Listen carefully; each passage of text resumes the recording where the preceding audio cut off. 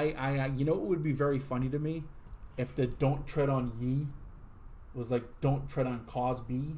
It was a picture of like Bill with that weird like mugshot that he had. With his like cloudy Google eye. What happened to his eyes? He fucking rape eye. Oh, you got the rape. You know how you got the eye of the tiger? You got the eye of the raper. Fuck. Yeah, you don't want that eye. People see that eye.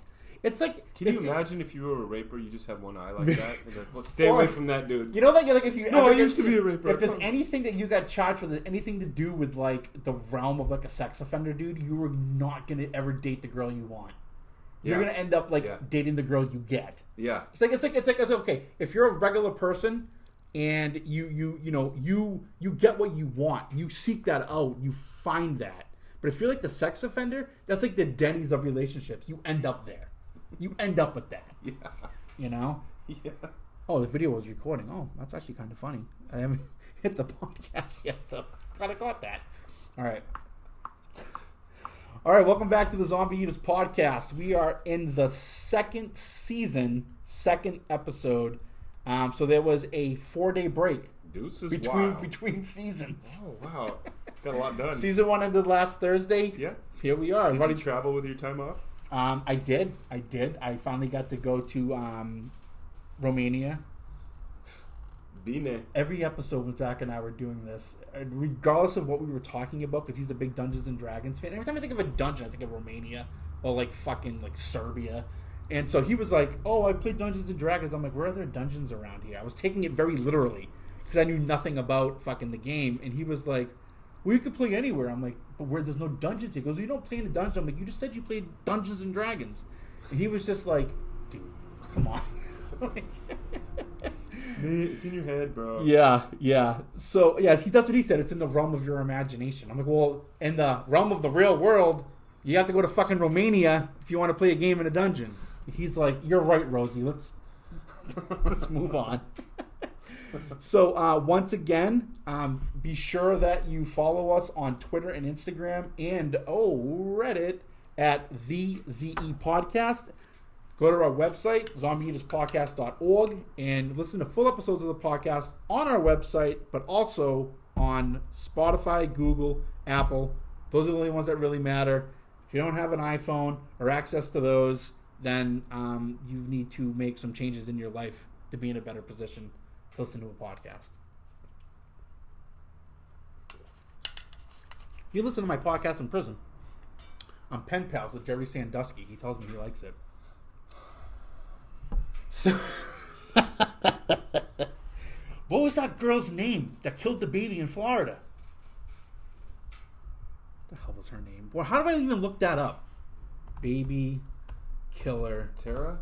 Florida. There's going to be so many. Kaylee Anthony. Oh, yeah. Casey Anthony. Yeah. Oh, my God. There are a lot in Florida. Jesus. Brutal baby lollipop murder case. I don't want to read this shit. Neither do I. You just type Florida, and like all this like predictive like suggestions from Google are like unsavory things. Yeah. My sister lives in Florida. She's like, I'm not sure what I was thinking when I moved here. I'm like, you knew what the whole family was thinking when you moved there. Don't go. It doesn't snow. Yeah. No, it doesn't snow. It doesn't snow, but it snows fucking like capital punishment. Fucking yeah. Speaking of capital punishment, okay, and you know, in the realm of like McDonald's level diarrhea, there's a company, I don't know if you ever heard of them, called Liquid IV, and they promote their product as a hydration multiplier. Sure. When in reality, they're a diarrhea multiplier. And they're a bunch of fucking hipster douchebags. Mm-hmm. And I am, at some point between now and the new year, I'm going to send them in the mail a Ziploc bag full of my diarrhea.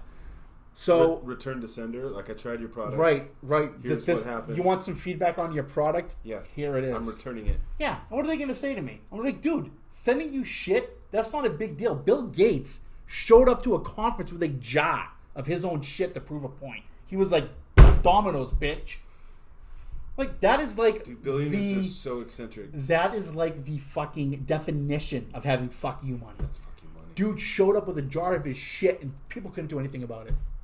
He like just placed it there, like say this is it, it's like, and then gave a speech about how we need to be better about recycling our waste. Yeah, and it wasn't like a little like cute, well dieted poop. You know what they say? The difference between crazy and genius? What? The amount of zeros in your bank account. So right now I'm firmly in the crazy camp. I like where your head's at. Yeah. So Land of the Anti-Sponsor. I was out of it for 4 days. And then I was about to record last night. And I was speaking to Zach, my friend and former co-host. And he was like, dude, you're not going to fucking believe this. Because Liquid IV, I asked them to sponsor me because I bought their product a lot. I supported their product. I believed in their product. And they were like, I asked them, and they were like, they said, no. And I was like, why? Just no? Yeah. They're like, we don't work with podcasts. We don't sponsor that content. I'm like, okay. I'm like, well, your product actually sucks and it gives me diarrhea, and I'm going to make sure the world knows it. Unless you change your mind. Yeah. And you know what they call that? Reverse psychology. And I don't even know I'm reversing it sometimes. And so then, so Zach hits me up yesterday, and he's like, dude, there's a podcast that just started that's sponsored by Liquid IV. And I'm like, what? Like I needed any more fuel to this diarrhea fire. And so we're back in the Land of the Anti-Sponsor. And you're here, so you're in the Land of the Anti-Sponsor. And you're going to get diarrhea now. So you need to tell them. Send them a bag of it. Dude, it's been proven you can manifest that shit. Don't you put that on me, Bobby Boucher. You're going to get it. I don't want it. You're going to eat goat later. You're going to get it. I'm not eating goat. You're going to eat goat. What else do they have? Human meat? Chicken, probably. Don't have chicken. They can't afford it. Beef? Nope. I mean, we're not going to Ethiopia to eat it. Ethiopians are making it here. Right. Like and probably Anaheim. They don't know the value of our economy or the market trade. They're going to feed you fucking seagull.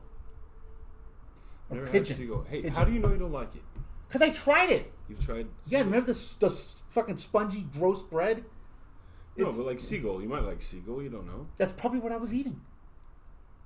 They said it was authentic Ethiopian. There was 3 things to pick on the menu. Yeah. Number 1, authentic Ethiopian. Number 2, authentic Ethiopian. Or number 3, authentic Ethiopian. Did you go with the authentic Ethiopian? I did. Yeah. I'm like, I'll have the authentic Ethiopian. They're like, which one? I'm like, give me the most authentic, which is probably the wrong thing to say. I was like 20, and I was in Somerville. Actually, it's in Winter Hill. That's not a real place. Oh, Winter Hill is. Somerville's a real place. No. Tufts? All right, it's kind of real. It's real. It was gross. I was in Narnia, and it tasted weird. Was it snozberries? They do call seagulls the caviar of the port. I want to say that to a place when they have something on the menu that like I don't believe. I'm gonna be like, what is this? What does it come with? The fucking snozberry smoothie? Yeah. I don't remember giving you a golden ticket to get into. Why is this burger $40? Yeah. Seriously. So we are Liquid IV from the bottom of my heart. Zach's virtually, wherever he is, and my buddy Bill. Fuck you. Fuck your diarrhea product. A whole Ziploc bag full. And fuck that podcast you sponsor. That dude's not funny. So you're over it, though. Oh, yeah, I don't have a resentment at all. Yeah. All right, man. Well, this has been fucking fun. This has been, this is exactly what I needed today. Because it was like 80% very racist and inappropriate on my end. And it was like 20% bringing it back down. Like, woo, Rosie. Well, you know what, dude? You're always actually sincere, and if anyone anywhere, no matter what they come from, look like... You basically just said that my racism was sincere. No. Maybe it is. I don't know. I'm not in your head. But so bad. Yeah. No, but you're... Yeah. You anytime, anywhere, that's the whole thing, right? Our hand is there. That's what Greg tells me a lot, because I made a comment in a meeting a couple weeks ago, the Monday night one, and as soon as I said it, and I knew I shouldn't say it, but I was like, this is going to get such a good laugh. And nobody laughed. Everybody was kind of just like, dude. And Greg was like, what I want you to do is start on step 1. Is what we're gonna do. It had been like 2 years since I'd gone through the well, maybe like a year and a half, and he was like, he's like, Rosie, we got just step 1. I'm like, I don't need to do step 1. He goes, did you hear what you just said? And I'm like, yeah. I'm like, all right, fine. He's like, good. He's like, believe me, you're gonna enjoy this. It's gonna be better for you. Yeah.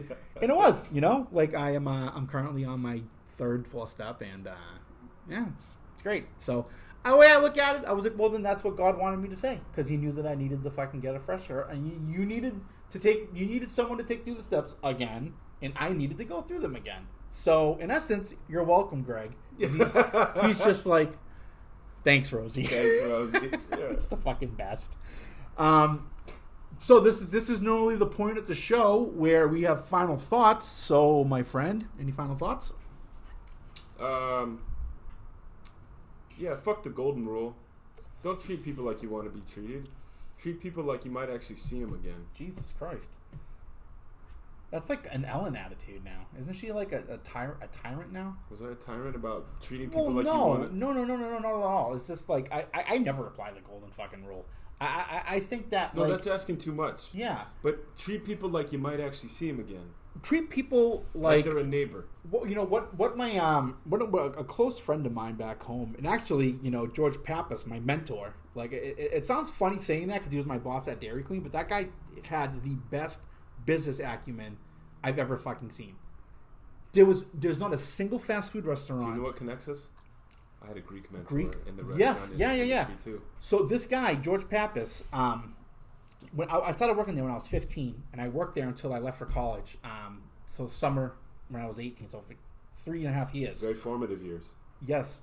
And that dude, there was no... At the town I grew up in, everything was mom and pop owned. There was no McDonald's, no Burger King. Very small, quiet, suburban community. The biggest draw we had there was it was the home of the Patriots, where they played their home games. And that was only, 4 months out of the year. Yeah. So this guy had the only fast food license in the entire town. For everyone else, it's 3 months out of the year. But if you're a Patriots fan, you get that extra. Not anymore. January, February. Not anymore. For black quarterback. Oh no, they got rid of him. Yeah, we might be all right. So he had like this. What? He had Cam Newton sucks. He does. Yeah. So he had a great, like I said, a great business acumen. That place usually back east, Dairy Queens are only open during the summer. Mm-hmm. Dude, this guy stayed open all year, and he had a line out the door every day. Selling blizzards and shit, yeah. And he taught me, like, the little things. How to mop, you remember? I remember. How to mop, yep. How to mop. And it's still just, hey, man, look, like, if you walk by the machine that's dirty, wipe it off. Yeah. He goes, you have to have pride. You have to be prideful when you give these people their order, when you serve them, because you want them to have this a sense of family and community. Yeah. That comes with wiping off the machine. If you explain to somebody why they're doing it, people want that. Right. And so he was great about that. And he actually, like, instilled in me. He's like Miyagi, dude. Right. He taught me that, like, it's not the big picture that's important right now. It's the little things that give you that beautiful picture, that big, beautiful picture. Yeah. And it was just he's an absolute sweetheart of a guy. And whenever I'd go home, I'd fucking go down there and hang out with them. There was one time I went home. It was for summer, and one day I went to see him, and they were slammed. I guess some kid didn't show up. He goes, "Come on!" I'm just like, "We got one." Are you fucking kidding me? Fucking dude, I did it. Yeah. Like 3 hours, got him through this big rush he had. Dude fucking handed me $300. I was just like, "What's this for?" He goes, "Fucking you interrupted your life to help me." The Greeks have a saying. The word is kefi. Oh, I've heard. Yeah. Kefi. Yeah. And it's the spirit, and it's the. He used to call me a Malacca more. He did. Yeah, Pusto. Yeah. Yeah. First guy that I drank Ouzo with. I was like 16. He's like, don't tell you. He's like, don't tell your parents. I don't need mother coming in here and yelling at me. He's probably a grandpa at 16, dude. Well, yeah. You're a grown man. Yeah. Well, he is now like 66 maybe. So he was like, in like his mid 50s or whatever. But he's a great guy. Just an all around great family man. Like, good Catholic. Gives a shitload of money to the community. Like, to the council on aging over there and the elderly. And he has like sponsors like 3 little league teams. He's just a fucking. He's like the Gus Fring of. He is. He is, and he produces blizzards instead of meth. yeah, he's a great guy. But we both had men in our lives that were I mean, outside of sobriety that were impactful to us in a positive way. Like before we even knew how to process that. Yeah, it's a gift, dude. It is, and hopefully we can pass that on to some knuckleheads down the road. And I think that has a lot to do with how I approach sobriety, with the way that George was with me. Yeah. Is the way that I am, like in a lot of areas of my life. I've noticed, like I'm a hard worker. And I do focus on the little things. Like that's something which is kind of ironic, because I'm kind of aloof when it comes to certain things. But I have very good attention to detail when it's important. And like the breadth of my comedy is observational comedy. So it's kind of like... Well, your mind is so quick, dude. But yeah. Yeah, I've heard that. Yeah, it is. But it's also like that attention to detail. I mean... So is that your final thought? Like, let people try to cut corners here. Yeah. No. Let detail to the smaller things paint the larger picture for you. Yep. Let the little things in life that you pay attention to and you give your attention to create the landscape that you want. I like that. Yeah. It's like Manet, right? It's just like, if you're too focused on the next indicated step before you've taken the first step, you're gonna stumble and fall. Yeah. Yeah. Like I don't do anything perfectly, and that's okay I'm fine with that. I'm an imperfect person, and if I try to strive for perfection in every area of my life, it's just I'm gonna get knocked down. I'm gonna just setting myself up for disappointment. Yeah, that was my favorite part when I first started going to meetings. When they would read, we seek progress, not perfection. Yeah. Yep. Not perfection. But progress. I was like, fuck, okay, I could deal with... Because I'm, so hard on myself and perfectionist and all that. We all are. Very attention-oriented, detail-oriented. Yeah. I have... I used to... It's like okay to not be perfect. Yeah, my father was also a great role model in my life. He was also the kind... That's why him and George got along great, because when I started working there, my dad came in one day, and George was fixing one of the light fixtures. And I was helping him, but then people came in, so I had to take the register. And my dad came in, and the guy and George was like, "Oh, I'll be right with you." He goes, "Oh, I'm Rosie's father." He's like, "You need a hand with that?" My dad went back there, and they fucking ended up fixing the light. Then they fixed this other thing that needed to be fixed, and they were both. You should have seen them. Mm-hmm. It was 2-second surgeons. Mm-hmm. They're both and you could just see it, like long lost brothers. They were just it was the synergy was already there. Yeah, I'm sitting there watching them, and I'm like, wow. This is fucking creepy. It's like just 2 people working in perfect harmony with each other. Yeah, that's cool, dude. And they became great. There was friends up until my dad died. And when my dad passed away, George fucking what he did was he funded the entire after the funeral, the gathering or everything. He fucking paid for the entire all the catering, everything. Wow, dude, yeah. He called my mom and he was like, "Don't worry about the food. You just worry about burying your husband and my friend and let me do this." And the dude, you should have seen the fucking spread he got from this fucking Greek caterer in this little town. Well, right, I guess in the North End. It's almost Swampscott, but dude, it was unbelievable. And to him, the way he thinks and the way that he had become our extended family. To him, it would be a disservice if in his mind, not to do it. Yeah. And he was one of the pallbearers. He's just a great fucking guy. Still talk to him on the phone once a week. I'm glad you're sharing this, dude. I've been thinking about ways to be a better friend. Yeah. And it sounds like a pretty good way right there. To think about those things. Yeah. To not only think about myself all the time. Right. That he is literally a selfless person. And I mean, there were times when he it was actually funny earlier when you said firm but fair. He got on me a lot. He was tough, but he was also very, very fair. It wasn't for no fucking reason. Right. Yeah. Right. And he was I remember one time I was getting pissed off because he in my mind he was portraying his Dairy Queen as a 5-star restaurant, and he was like, "Look, you don't have to work here." He's like, if you're not going to work to the standard that I expect of my staff and of myself, then get the fuck out. You know what I got a few times? What? Hey, you fucking cowboy! You see that name on the door? Mm-hmm. You see that name? Yeah. What's your last name? Right. Yeah, exactly. Right. It's my last name. Yeah. So you either get in line with what that last name stands for and what right. I'm about. Yeah. Because this system hasn't broken in 35 years, and I'll be damned if your cowboy ass is going to break it for me. One of the funniest things he ever said to me, I was running back and forth, and I guess apparently I was being very graceful, kind of like squeezing in between two people that were working back there. Yeah. And he's over there like, look at Rosie dancing the Zumba to the Blizzard machine. I fucking laughed so hard I fucking dropped one of the Blizzards. I had no idea what he was talking about. And then one of the girls showed me the video of that Anthony Quinn movie, and I'm like, was I doing that? She's like, not nearly as graceful, but close enough. But pretty good. Yeah, I love it, dude. So, awesome. Yeah, man. Well, this was a great note to end the show. Hey, man, it's great to see you. And it's great note to end the show on. I was trying to say, but my tongue took control of the rest of my mouth. Caught the kick. Like I'm allergic to bees, and I got stung by one of them. Like a girl trying to like talk while she's blowing you. Excuse me. Why are you talking? What do you have to say? Like, I'm not making you do this. She's got a quota of words that need to get out. I'm just a fucking bad attitude with a dick attached to it. That's all. And I love you. Yeah. I think I get it. You can fit the dick and the balls in your mouth and still have room to do other shit. I get it. You're so good at multitasking. So it was great having you back here, man. Apparently I was gonna take a break from the podcast, but I mean, I'm just having too much fucking fun. You know, I love it.